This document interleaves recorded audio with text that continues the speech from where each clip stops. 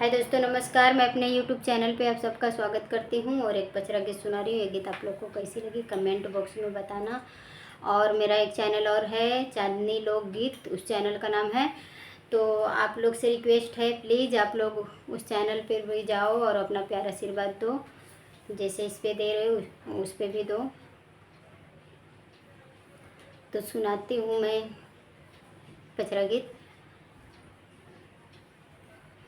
पर्वत उपरा तू हरो दरबार बाए माई। पर्वत उपरा तू हरो दरबार बाए माई।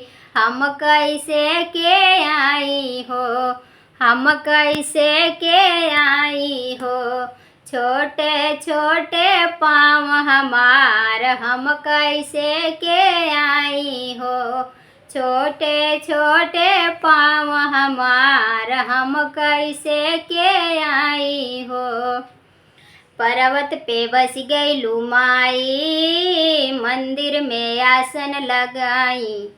पर्वत पे बस गईलू माई, मंदिर में आसन लगाई। काहे न तनिको तू बुझलू, भगता तुहार कैसे आई। काहे न तनिको तू बुझलू, भगता तुहार कैसे आई। दर्शन बिनु तरसे मोर नयनवाए माई।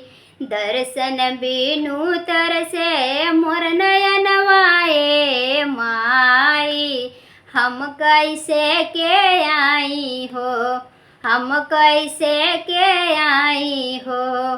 छोटे छोटे पाँव हमार, हम कैसे के आई हो। छोटे छोटे पाँव हमार, हम कैसे के आई हो। पर्वत उपरा तू हरो दरबार बाए माई। पर्वत उपरा तू हरो दरबार बाए माई।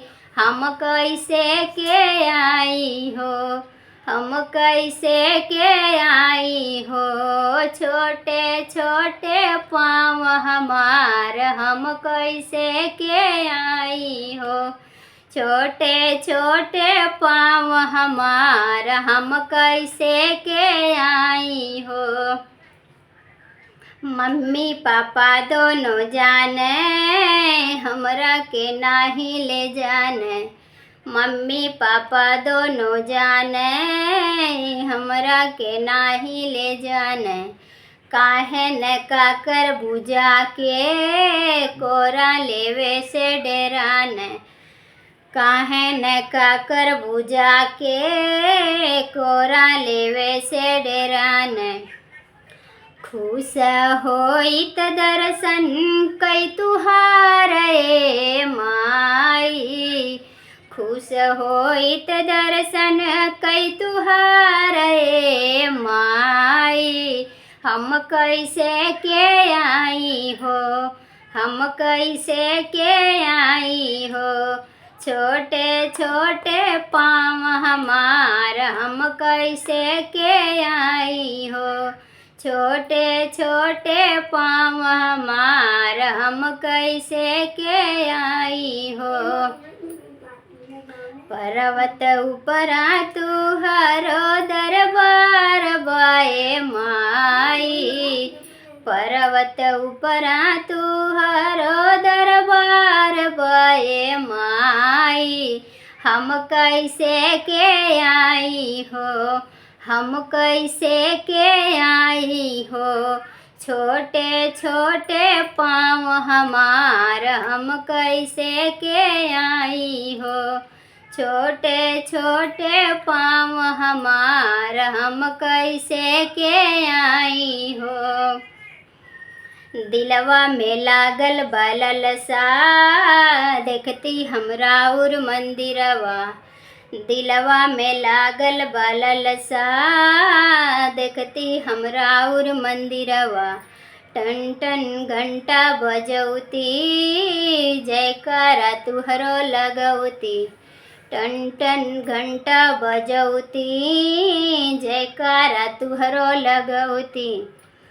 औरे हम चढ़ौती अढ़ौल हार ए माइया, औरी हम चढ़ौती अढ़ौल हार ए माइया। हम कैसे के आई हो, हम कैसे के आई हो, छोटे छोटे पाँव हमार हम कैसे के आई हो, छोटे छोटे पाँव हमार हम कैसे के आई हो।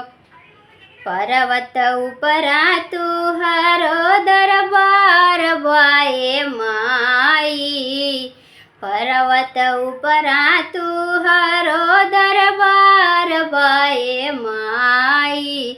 हम कैसे के आई हो, हम कैसे के आई हो, छोटे छोटे पाँव हमार हम कैसे के आई हो, छोटे छोटे पाँव हमार हम कैसे के आई हो।